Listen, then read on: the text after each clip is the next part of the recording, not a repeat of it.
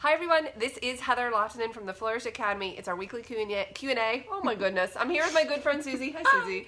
So we're going to dive right into the questions. The first question comes from Elise and she asks, can you talk about different ways to focus your camera? How to set up the different ways and back button focusing. I need to get my lenses calibrated, but in the meantime, more on focusing. Let me ask you this, do you shoot back button focus? I have with my old camera, and then when I got the new one, I actually didn't reset it to do that, so I kind of just never started doing it again. Yeah. I liked it when I did it, right. But I didn't really, I don't think I You didn't see the difference? And yeah, I don't really care the difference. Yeah. Like, nothing made it go, oh my gosh, I need to start doing that again. Like it's so much better. No. Right. I mean... So I've talked about this in previous videos, and I will actually post a link below to where I describe this in detail. So I'm not going to go into it here, but I will say that some people love it and some people hate it.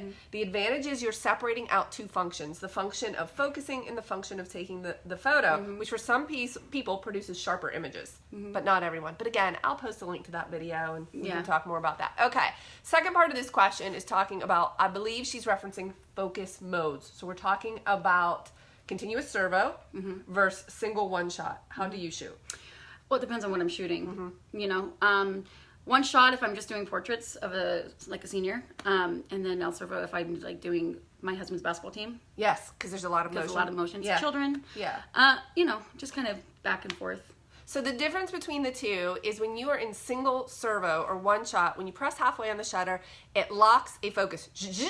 And then you take the photo, which means you could focus recompose. In continuous servo, you press the shutter, hunts for a focus until you press and take the actual photo. Different applications. Yeah. So in general, continuous servo is about motion. Right. And single one shot would be more still life or people who are not moving quickly. Yeah. I tend to remain in single servo because I feel like I have more control. Yeah. I get better photos that way, I feel like. Yeah. Unless it's maybe fast dancing or small children, a lot of movement. When I mostly like to do it is when like if I have a family walking hand in hand and like, okay, everybody run to me. Yes. That kind of thing. I tell them, pretend to run, really. Right. You never really want them to run, but kids still do, so you just want to try to have some flexibility there. Yeah. So that's what I do. Yeah, continuous servo versus single servo depends on what you're photographing. Right. Okay, very good. Okay, the next question from Dawn. She says, I can't get all of my pictures to come up when using Wi-Fi to put on my phone. Only the latest pics come up, not any of the previous ones. Help.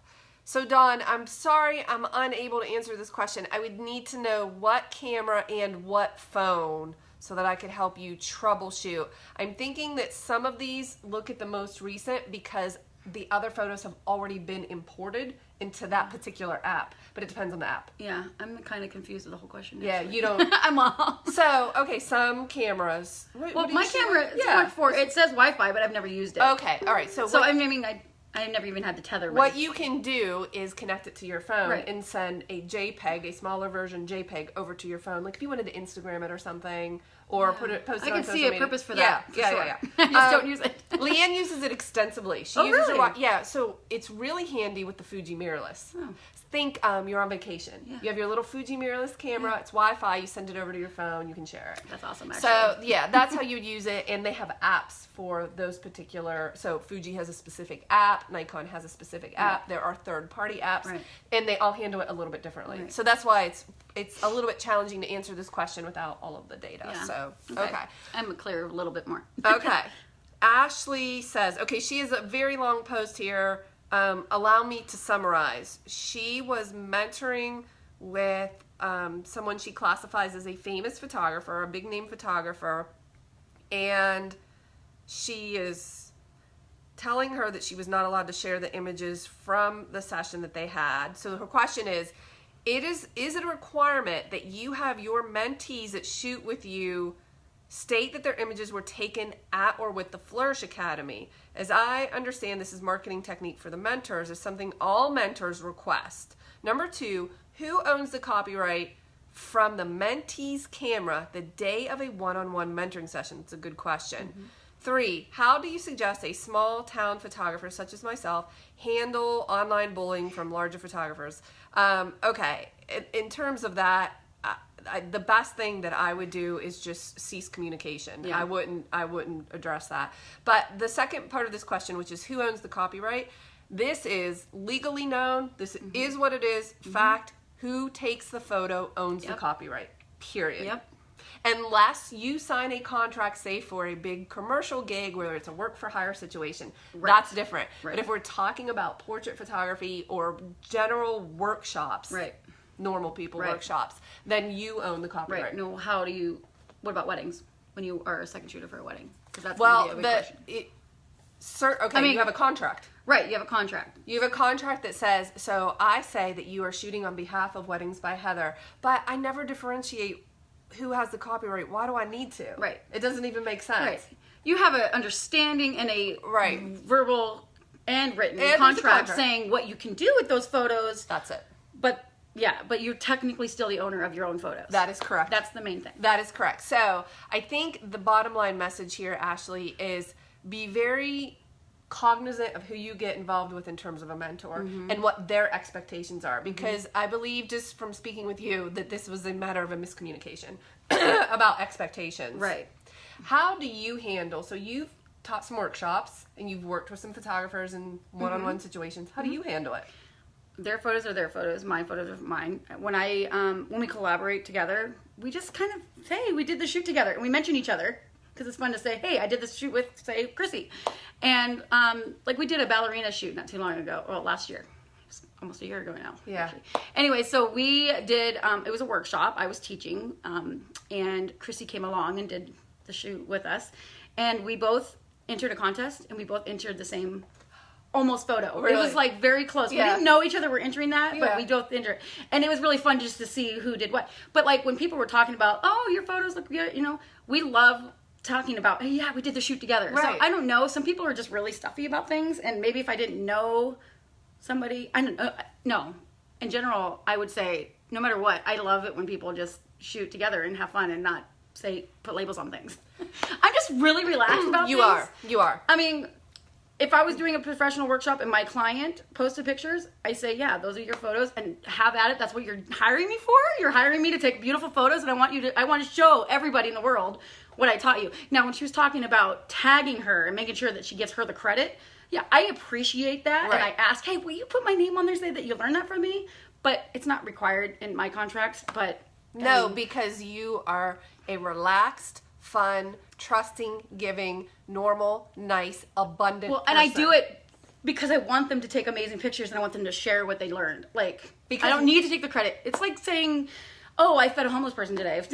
Kind of. You know what I mean? Why do you need to choose your own horn? Yeah. Just go. Yeah. Just have fun and teach people what you know, and we can all be good. I read in a book recently that your number one job is to be secretly awesome. Just be awesome, and you don't have to talk about it. So we've known each other for over a decade, and we started working together very early on. I have the exact same approach, which is why we work so well together. I do have contracts, but we're very relaxed and easy because my approach is, when I am mentoring someone, if they do well and they win, I win. My success is actually tied to theirs. I want them to share them. I want them to have fun, and I want them to grow and flourish. That's what I'm all about. So I asked them, if you could tag the Flourish.Academy and say you did this as part of it, great. Awesome. It's not. But if they don't, I'm not going to cry. Right. I mean, you might go, oh, I wish they would, because it really turned out really good, and I really wanted some people to say, hey, I learned that from Soozie. Yeah. That's what I mean, you like to get that acknowledgement, but it's not like, oh my gosh, those are my pictures. I planned the whole thing. No. And so it's not, you wouldn't legally require that. Never. I never would. I mean, but because that would be crazy. Even if I had a contract that said, these are my photos, I mean, I still want people to, if I'm doing a workshop, I want them to show them. I don't understand how that would even enter someone's mind that they couldn't share them. Well, I think it's a scarcity complex. Want, when we do Camera Club. Yes, everybody shares them. Everybody shares them, and we want, I get excited when we see everybody's versatility of all the different pictures and going, look at, they learned that today, and it's so much fun. Yeah. I don't know. That's the approach that you and I have, because we have this abundance mindset. I think that there's a scarcity mindset in play in the story that she's talking about is somebody who's worried about getting credit and is very self-focused. And we try to be very focused on others, on our clients and them growing and doing well. So I would say that whenever you're looking for a mentor or a workshop, that you get to know the people who are running it and what they're about and what their approach is. And if their approach does not fit your or match your values, then they might not be a good fit. Maybe get some advice from other people that have taken her courses. Yeah, and see, is and this just a good kind of idea? check into it. Just kind of like you wouldn't buy a camera without researching it a little bit. Right. And what makes me sad about this, and you can read the entire post in the Flourish Academy group, is that she spent a lot of money. A lot of money in order to learn and grow, and then we can go on and on about this topic for real. This was a challenge, and I'm very sorry that happened to you. The bottom line is this: you own the copyright to your photos unless you have signed a contract stating otherwise. Which, by the way, I don't know that I would ever sign away my copyright. I've sold it. I have solding it. Selling it is one thing. Yeah, I've sold it, but I would not ever relinquish my copyright to my images. Okay, we're going to move on. Judy says, could you explain SEO and alt tags? Hey, this reminds me, how's your website renovation coming? It's actually coming along. And as much as the cool thing is, okay, so Heather doesn't think it's coming along. Because I haven't seen the results? Because it doesn't matter, because you can do it alongside that one still sitting there. True. On ProPhoto 6. Yeah, so that's nice. It's going to be a big reveal. When? Surprise. Soon. Very soon. Okay. Anyway, SEO and alt tags. SEO. She's so mean and she bullies me. She doesn't bully me. That is hilarious.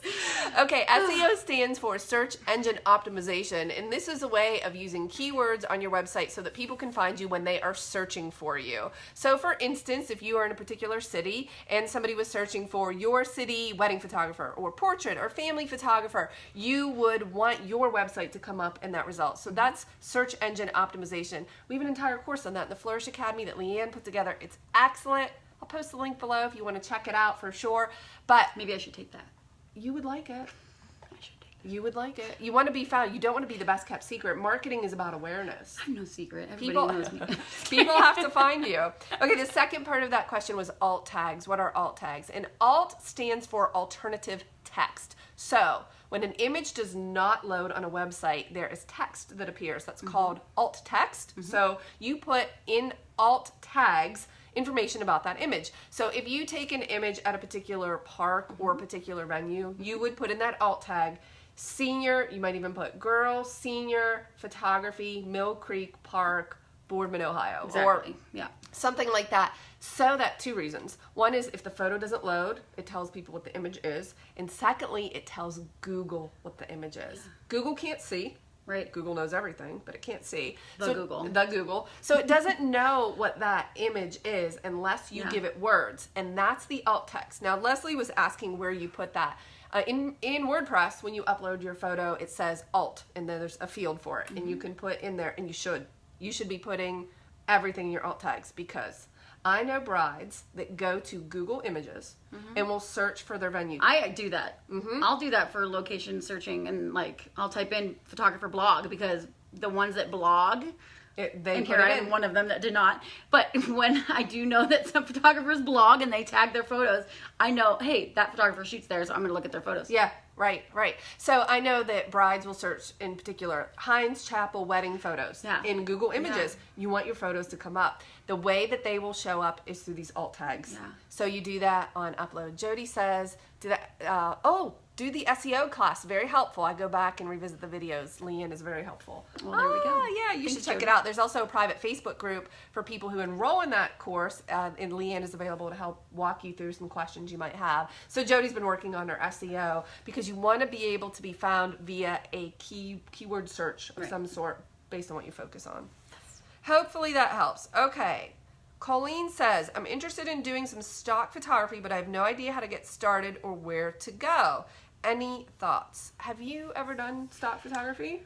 Well, not realistically, but I have been published in a couple little books. My aunt was the publisher, so I really didn't put myself out there as a stock photographer, but she follows me and saw some photos that I've taken and said, hey, I want to use this for this really cool, it's like they're Christian-based books and children playing together and the story about mother and daughter or whatever, you know? So like she bought some photos from me and I sold her those copyrights. That's the only time I've done that. That's awesome. So I sold her individual files. And that's but I didn't do it. I don't know how people do it for a business. I don't know. Right. So I think what I would recommend is going to, I did a quick search and I found an article on digitalphotographyschool.com where they talk about this. I'm not really sure how you get started in it, but I know that like Shutterstock and iStock Photo have programs that you essentially sign up and you submit your photos and then you can be listed there. I actually believe it's very straightforward. So I think you should definitely look into it and give it a try. I don't know how much you can make. I'm sure that there are some famous stock photographers that do very well, and I'm sure there's people that just make a little bit on the side. I don't think it hurts to check it out. Yeah, I was getting paid, I think it was $100 an image. 100 an image. Okay, not bad. That was for images, it has been years. It's probably been 4 years, maybe, since you bought the last photo. And those were for images that you already had taken, so that's... Well, she just browsed my page bonus and money. was like, hey, can we use that picture? And I said, sure, here you go. Yep, good. Okay, Kathy asks, when you are uploading images from a card, new camera, to your external hard drive, how can you see the image thumbnail versus just the file name? I recently purchased the Olympus OMD EM1 mirrorless, and on my Nikon D810 I see the images. Kathy buys a lot of cameras. So she's uploading these raw files, and that's why it's coming up. Yeah, okay. So you just have to update your operating system. So whenever a new camera is released with a proprietary RAW format, your operating system cannot read it until it's updated. So essentially, someone like Olympus or Fuji or Nikon will submit that update to Apple or to Windows. They will produce that update and put, okay, that takes time. Mm-hmm. Sometimes, like if you buy a brand new camera off the shelf, it could be a couple of weeks. Mm-hmm. Usually it wouldn't be more than that, but occasionally it is. You have to keep your operating system up to date and you'll be able to view them. I ran into that problem when I got my Mark IV. Yes. And then it was fine after. I ran into that But I never even use those anyways because I use Lightroom. Like they go into Lightroom. I never even look at those. It's just a holding spot, and then they go into Lightroom, and then that's where I see them, and then I export them as JPEG. So I really never look at those anyway. Right. It doesn't matter. So you should be using Lightroom so you can view your photos and then organize them nice and clean, and then export them as JPEGs. Yeah, and she does. She has a good workflow. Okay. I remember when I bought my Canon 5D Mark II back in the day. Mm-hmm. I had that, baby. I shot it in RAW, and I did not realize that Lightroom, or was it Capture One? Lightroom at the time, did not have an update for shot a wedding. I went to bring them into Lightroom. It said files not recognized. Gosh, I almost had a heart attack. I thought, what have I done? And I just had to wait for the update. And the update comes out. I had with the Mark IV when I got it like right after it was out. So how long did it take? Do you remember? It was like actually, I think it was like a week, maybe not even 3 days. So not I don't bad. know. It was super fast. Yeah. But it was actually a big conversation at that time anyway. So. But I believe that you will see faster updates from Nikon and Canon than sometimes you will see from Olympus. That's a good point. So it depends on your operating system. Okay, Diana, she says, I agree with Elise, need help understanding focus settings. Okay, so we had already talked about that. Then she went on to say, shutter speeds. I shoot sports 95% of the time, so I'm always on super fast shutter speeds. But what speeds are good for general walk-around photography? For example, shooting my kids around the house, family, etc. What do you like? Well, I wouldn't say speeds are what your important question is. I think you need to figure out your other 2 points of your triangle here. Your ISO is the first thing I check. Yes. You know, it's dark in this house, but it's bright outside and I have kids running. It all depends on really what your lighting situation is. Really not so much highly as the variable. I mean, the movement is part of it, but mostly it's the light situation for me. I shoot I'm a portrait photographer, and I'm always, maybe 250 is my average speed, I guess, 250. So this is where you would like it to be? Yeah, I like to be around 250. There's some people that have said, like, your shutter speed should be the same as your focal length. Yeah, one or over. more. Yeah. Mm-hmm. So, like, that works a little bit, but I shoot my husband's basketball team. They're basketball in the gym, high school, and they're running really fast. And I'll shoot at 4,000 ISO in that gym. And it's bright in there, but I want to be able to shoot at 350 super or 500. fast, yes. You know, like, I want to shoot fast. And you're probably familiar with that. But then when I'm shooting regular, it's like 250. But I really check my Okay. ISO first and my aperture. If you had a very still subject and you were still, what's the lowest you would feel comfortable at? Like I said, I mean, if I don't like to be under 100. Right. But I've used these things for a tripod many times. Yes, I have no filters. But no, seriously, I mean, if you have a dark situation and you like need to lay on the ground and like use your arms and everything and just 1/60th of a second. Okay. Chrissy laughs at me because sometimes I do shoot Yeah. crazy slow, but mostly 90% of the time it's over. I'd like to try to be over 250 or higher. I like the same. Okay, in my mind, the faster the better because the sharper the image. Right. If I had to, and I've shot some things at 1/60th of a second, but you better believe I'm paying attention because I'm thinking to myself, okay, slow down, make sure the subject is still. But that's in extreme circumstances when you have to. Right. When you're like, okay, we gotta prepare for this slow shot. Yes. Nobody move. Nobody move. Yeah. Exactly. 1/125th makes me even a little bit happier, and 1/250th, I'm gold. Right. You know, I feel really good about it. Colleen says she shoots at ISO 4000 and 800. Yeah. Inside basketball games for sure. Yeah. Okay, so hopefully that helps. Stella asks, focus stacking in camera and Lightroom or Photoshop. Are you familiar? Or have you I have no idea what focus stacking is. Focus stacking is very similar but different to HDR. So you're familiar with HDR. Right. In HDR photography, you capture multiple differing exposures. Right. You combine them or stack them in Lightroom or Photoshop to create one, right? Right. Okay, so focus stacking is the same thing, except instead of exposures, it's focus. So you would take several images of the same composition with your focus point in different spots, and then you would combine them to create one image. Okay. The reason you do this is to make sure that you have a greater depth of field when you need it. This applies... Oh, I was thinking scenery, like you want it to be yes. everything more in focus, but I guess, okay, explain. Yes, okay, so the question then is, well, why wouldn't I just use aperture? Why wouldn't I just shoot that at f16 to make sure everything's in focus? Well, there is a limit to aperture depending on what you're shooting. For instance, macro photography. Okay. If you're taking a macro shot of a flower or something that you're really close in on, no matter what you do with that f-stop, you are going to have areas of the image that are out of focus because depth of field will decrease as your distance decreases. Okay, so if you do focus stacking, you would put your focus point, say, on the far edge of this flower, then on the middle of the flower, then on the close edge of the flower. You might take 3 to 5 shots. Right. And then you would combine those, you would stack them in Photoshop and to create one photo where every portion of the image is in focus. So the whole thing is in focus. Think of this. This also applies on landscape. That's really a good way of explaining it, though. Oh, thanks. I like that. In landscape photography, let's say you have this landscape, but you have maybe a fence coming towards you. Even if you shot that at f22, this fence, the close portion, could be slightly blurry, out of focus, right? So you would use focus stacking. You would take a photo with the focus point, foreground, midground, background. Right. You would then stack those images, and everything would be super sharp and in focus. You need a very good tripod to do this. A sturdy one, not a cheap one. Good tripod. You need to lock in your composition. Right. Take a photo. This sounds way too much for me. It's Well, I want to know why you do this. It's a lot of work. Like, why? What are you shooting? Like, what are you shooting to do something like that? Like, why are you shooting that? So macro. I would like to see some. I'm gonna Google. I'm gonna use the Google. I'm Googling it. You can find it. I've never heard of this. It's hilarious. Yeah, macro photographers will use this, and landscape photographers will use this. Okay, a portrait photographer, it wouldn't really make sense. I'm not saying there isn't an application, but I've never used it. Right. Right? It doesn't make sense. But Stella was asking, how do you do it? Okay, you have to have a tripod. You take your photo. By the way, this works best if you fire with a remote trigger and not your finger because you're going to move the camera.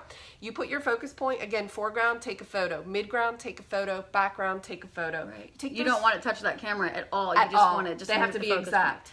You take those images, 3 of them, into Lightroom. Now, Lightroom does not do this natively, but it does connect to Photoshop to do it. Focus stacking, as of right now, can only be accomplished inside of Photoshop. However, you can trigger it from within Lightroom. So you can go to Lightroom, and then it will edit in Photoshop. You can take it into Photoshop. Photoshop will combine these images, very similar to an HDR, and produce one photo as an output that will be all in focus. Oh, that sounds like something fun to do maybe in Camera Club. That's a good idea. That's a really good idea. Something I'd like to Did you ever take a photo of, say, a grouping of flowers really close with a shallow depth of field, so like one flower's in focus and the rest are out of focus. Okay, that's an artistic decision, right, on how you approach it. Some people want all of those flowers in focus. Well, if you're really close to those flowers, not on a macro, just say a 24 to 70, you can't get that unless you do focus stacking. You could try. Somebody's going to say, why couldn't I use F22? Give it a try, and you will see that there will still be areas of the image that are out of focus. So that's when you would use this. So there you go. We learned something new today. Sure. Focus stacking. Okay, Dana says, I think this question is for you. Me? I believe so. How did you go about successfully transitioning your focus to seniors for your business? Do you have to turn away many old clients? That's a really good question. Well, I've been always shooting seniors, so the transition wasn't too hard. It was just dropping the other clients. So I did drop a lot of clients, but I still shoot some families. I made a point to myself last year when I had the baby that I'm not going to shoot a whole bunch of stuff that I don't like doing anymore. Because if I'm going to be away from the baby, I want to be shooting something I love. But I do still love some of my families, and so I will still shoot them. But I offer them, like, a lot of times, like, hey, you want to do a family picture because they use me every year. Let's do a mini session. Or I still do like doing some things like cake smashes and sometimes a baby newborns, but those aren't my primary things. So I have lost a lot of clients, but I have a lot of regular clients that have been devout to me and like amazing and like been literally 10 years. 10 years. Like I did their wedding and now their kids are 5. Like, I mean, it's really amazing. So I can't really feel like turning those people away. Right. I mean, those people are important to me. They're friends. They're not even just clients anymore. They're all so you'll just still friends. do it. So I'll still do it. But I have lost. I mean, I turn people away all the time that I don't really have a relationship, or I'll actually don't turn them away. I send them off to somebody else. You refer. Yeah. You bless somebody else with that business. Always. Okay. I don't ever just say no, I'm booked, or I don't do that. I always send them to somebody because that's our community. Yeah, that helps. Okay, couple of questions. Yeah. Were you nervous during this transition? No. I was too busy. Anyways, I was thrilled. I was thrilled to turn people away. Yeah, it was too much. I was cheaper then too, so I was, obviously busier because I was cheaper. So I decided to raise my prices so I get less clients and concentrate on the seniors. So it's been a really easy transition. Yeah, that's a solid strategy. Okay, let's say you get an email. Okay, if it's a cold client, it's pretty straightforward. You refer them out easy. But let's say you get an email from someone that was maybe like a past client a couple years ago, maybe not one of your best I get those clients. all the time, yeah. And so you just say, I don't do them anymore. I say, hey, you know what? It's so great to talk to you. And, if it's like a slow time of year, I might say, hey, you know what? Yeah, let's do it. Let's do a mini session. And I know mini sessions are like, oh yeah, and a whole day of mini session. A mini session can be a mini session when you just want to, quickly turn around. Like, if you want, they need a family photo for a Christmas card, or they just haven't had one forever. Yeah, I'll go out maybe if I'm not busy. If it's slow time of the year, yeah, give you a couple files, give you 30 minutes of my time, and done. Yeah, but not when I'm busy. Right, no. It's an easy decision when you're busy. Right. You just don't have time for it. And I just refer them to other people that do really good at those things. I have a lot of good friends that do, we have got wedding photographers, we got baby photographers, we got other senior photographers, and we've got, just everything. So why do it if I don't want to do it? It doesn't make any sense. Yeah. Okay, let me ask you this. For people who struggle with niching down or getting really specific and turning away clients, they struggle because they're afraid. What would your advice be? Just do it. It's going to hurt. It's just like anything else. Just rip the Band-Aid off. Ah, there you go. It really is. Just do it. And then, it's not going to affect anything for the rest of your life. Really. You won't die. You won't die. Do you think... Just do it. And if it doesn't work, what do you know? You can do it over again. You can just go back to doing it. Right.